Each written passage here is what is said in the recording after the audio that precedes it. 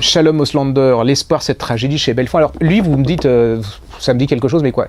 C'est celui qui avait fait La Lamentation des Prépuces, vous savez, chez 10-18, qui était un livre absolument génial, drôle, mais vraiment hilarant, où il posait cette question. Alors, il y avait deux façons de lire La Lamentation des Prépuces. Ça, c'était déjà un livre drôle, où il se posait la question, mais qu'est-ce qu'on fait des prépuces qu'on coupe quand on circoncie les enfants? C'est vrai que qu'est-ce qu'on en fait? C'est un peu quoi, hein? Et à travers cette question, avec des scènes d'un humour féroce, il décrivait les États-Unis, la société américaine d'une façon licide, et le gars, Donc là,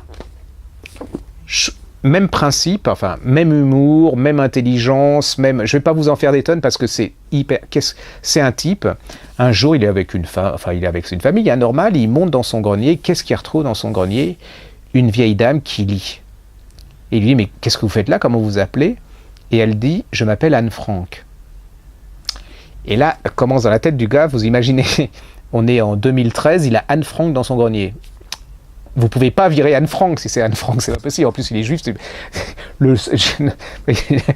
de l'autre côté, son esprit se dit, c'est pas possible, elle est morte, donc c'est quelqu'un qui affabule. Mais cette dame, là, c'est pas n'importe qui, on s'y attache, elle est intéressante et tout. Donc voilà, ça c'est... Il y a tout dans ce bouquin, c'est-à-dire il y a l'humour, c'est bouleversant, il y a de la tendresse, il y a de l'émotion, il y a du rire. Voilà, je trouve que c'est la trouvaille la plus extraordinaire. Voilà. Ok. À vous de savoir si c'était Anne Frank. Est-ce que c'est Anne Frank? Si vous voulez savoir si c'est vraiment Anne Frank qui a échappé aux Allemands et qui se réfugiait dans le grenier du monsieur, vous lisez ça et vous allez passer un super bon moment.